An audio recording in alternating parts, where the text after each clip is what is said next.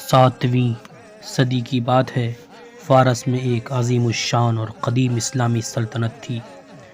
انتظامی خوبیوں اور امن و امان میں یہ حکومت ضرب المثل تھی۔ اس سلطنت کو مذہبی برتری اس میں حاصل تھی کہ حکومت کا تاجدار خاندان سادات سے تھا۔ قرب و جوار بلکہ دور دور کے بادشاہان اسلام اس حکومت کی عزت کرتے تھے اور یہاں کے بادشاہوں کو سلطان کہا کرتے تھے۔ اس کے دارالحکومت کا نام شہر سمنان تھا۔ شیراز یہاں سے قریب تھا۔ شاہی نوازشوں کی بدولت سمنان کی گلی گلی اہل کمال سے بھری ہوئی تھی۔ آج تک علماء امام علاء الدولہ سمنانی کا نام بڑی تعظیم سے لیتے ہیں۔ کہتے ہیں کہ سلطان کی عدل و انصاف سے تمام رعایا اس قدر خوشحال تھی کہ لوگ ہجرت کر کے یہاں آ کر بستے جاتے اور گویا 7 اقلیم کے دلوں پر یہاں کا سلطان حکومت کرتا تھا۔ دارالسلطنت میں خاص شاہی قصر عجمی مذاق کے موافق بنا تھا اور عمارت کی سربلند چوٹیاں آسمان سے باتیں کرتی تھی۔ استنبولی قالین تو فرش راہ تھا اور عیش و عشرت کا شاہی انتظام تمام حکومتوں سے بڑھ کر تھا۔ خاندان سادات کو کوئی 6 پشت حکومت کرتے گزرا تھا اور اب سلطان ابراہیم کا زمانہ تھا۔ سلطان ابراہیم بادشاہی تھے۔ ادنا ادنا اشاروں پر لوگ پسینہ کی جگہ خون بہا دینے کو تیار تھے۔ گھر میں سلطان بیگم کی خدمت میں ہزاروں خواص رات دن حاضر رہتی تھی۔ اس گھر میں دنیا کے کسی غم کے لیے کوئی دروازہ نہیں تھا، مگر پھر بھی سلطان اور سلطان بیگم کا چہرہ غمگین و متفکر ہی رہا کرتا تھا اور کسی تدبیر سے پوری خوشی کی نشانیاں چہرے سے ظاہر نہیں ہوتی تھی۔ وزراء اور عمرا نے ہزاروں تدبیریں کی، عظیم الشان جشن کی محفلیں کی، مگر غم ہے کہ دل سے نکلتا نہیں اور یہ غم اولاد کا تھا۔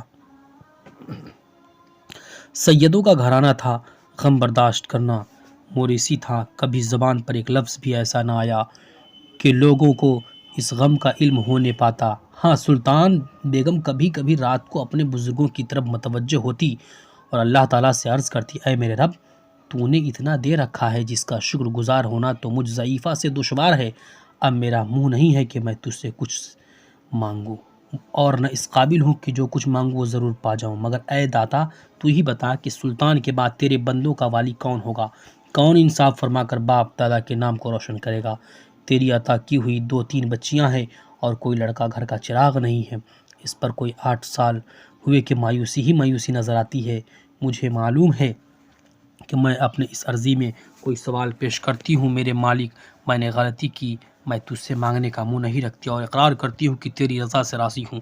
سلطان بیگم ایک دن بعد نماز عشاء یہی کہتے کہتے رونے لگی اور اس قدر روئی کہ ہچکیاں بند گئیں، مصلے پر سو گئیں۔ خواب دیکھا کہ حضرت شیخ احمد یسوی علیہ رحمہ جو اس گھرانے کے بزرگوں میں سے تھے آئے اور فرمایا، اے بیٹی تو کیوں بے قرار ہوتی ہے؟ مبارک ہو، تیرے بدن سے آفتاب ولایت طلوع ہونے والا ہے۔ صبح اٹھ کر سلطان بیگم نے سلطان سے سارا واقعہ خواب کا بیان کیا اور قصر شاہی میں خوشیاں منائی جانے لگی۔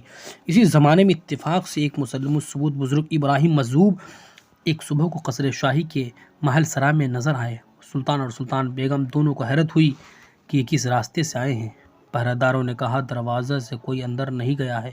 سلطان نے ابراہیم مجذوب کو صدر مقام پر بٹھایا اور قدم بوس ہوئے اور ابراہیم مجذوب نے فرمایا، اے سلطان، تو بیٹا چاہتا ہے اور اس غم میں پریشان ہے، 1000 اشرفی دے تو اشرف کو لے۔ سلطان نے فوراً اشرفی حاضر کی اور ابراہیم مجذوب نے فرمایا، قیمتی چیز تم کو مفت دی جاتی ہے، جاؤ تمہارے گھر لڑکا پیدا ہوگا۔ یہ کہہ کر وہ بزرگ اٹھے اور آنکھوں سے غائب ہو گئے۔ خدا کی شان کہ اس گھر میں سلطان بیگم کی ایک نہایت مبارک، مسعود، خوش اقبال اور خوبصورت لڑکا پیدا ہوا۔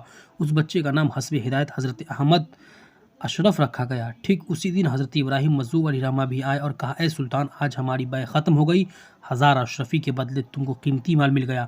اس مسرت آ گئی موقع پر شاہی مہمان خانہ عرصہ دراز تک آباد کر دیا گیا۔ ساری رعایا کے گھر گھر گویا عید ہو گئی اور چراغاں سے سمنا میں مہینوں رات دن کا فرق جاتا رہا۔ یہ کوئی 708 ہجری کا واقعہ ہے۔ اوحد الدین پیارے اشرف، ماں باپ کی آنکھوں کے تارے اشرف کی پرورش آغوش شاہی میں ہونے لگی۔ جب ماشاء اللہ سے چلنے پھرنے اور منہ سے بولنے کے دن آئے تو بڑے بڑے علماء اور ائمہ تعلیم کے لیے مقرر کیے گئے۔ بلند اقبال اشرف نے 7 برس کی عمر میں سارا قرآن شریف 7 قرأت سے یاد کر لیا، اور ماں باپ نے اب علم و کمال خاندان کی طرف کو جھکا دیا۔ ابھی 14 برس کی عمر ہوئی تھی کہ تمام علوم و کمالات میں سند حاصل کر لی، عرب و عجم میں علمی کمال و تبحر کا آوازہ بلند ہو گیا۔ اکابر علماء بغرض استفادہ شاگردی حاضر ہونے لگے، اور فارس کی تعلیم گاہوں میں مولانا اشرف کا طوطی بولنے لگا۔ خدا کی شان دیکھو کہ ماں باپ کو جس قدر اس کی خوشی تھی کہ ان کے بعد شاہی گھرانہ مولانا اشرف کے قدم قدم سے آباد رہے گا، اسی قدر مولانا اشرف کو دنیا اور سامان دنیا سے نفرت تھی۔ صرف والدین کے سلام و خدمت کا فرض مجبور کرتا تھا، نہیں تو مولانا اشرف کے قدم مدرسے سے مسجد اور مسجد سے مدرسہ ہی آتے جاتے تھے۔ برائے نام شاہی محل سرا میں جانا ہوتا تھا۔ سند علم حاصل کرنے کے بعد مدرسہ بھی چھوٹ گیا تھا، اور مسجد سے باہر کوئی مولانا اشرف کو کم دیکھتا تھا۔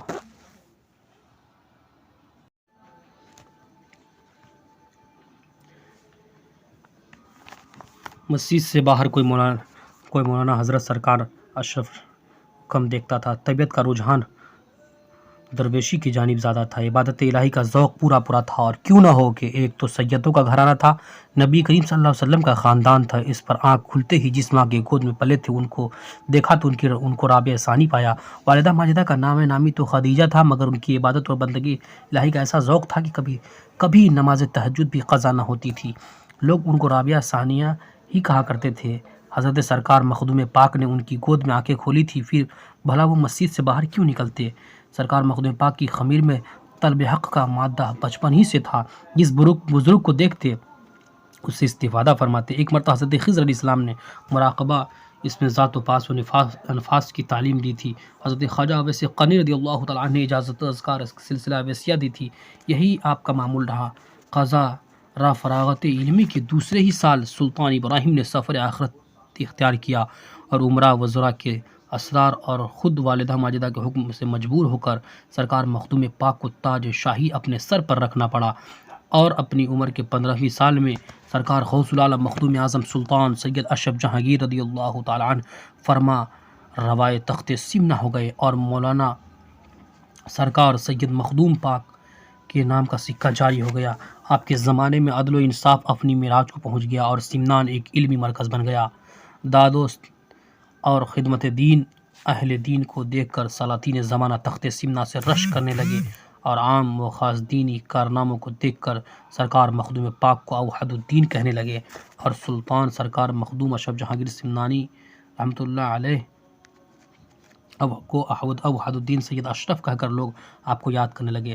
سرکار مخدوم پاک تو روز چاہتے تھے کہ تخت و تاج کو لات مار کر کنارہ کش ہو جائیں، اور اپنے چھوٹے بھائی سرکار سید محمد کو جہاں بانی سپرد فرما دیں، مگر ایک تو والدہ ماجدہ کا دباؤ تھا، دوسرے حضرت خواجہ خضر نے آ کر کہہ دیا تھا کہ اب کچھ دنوں تک اپنے قدم سے تخت شاہی کی عزت افزائی فرماتے رہیے، اس کے بعد جو مناسب ہوگا دیکھا جائے گا۔ مجبوراً آپ کو تاجداری کرنی پڑی۔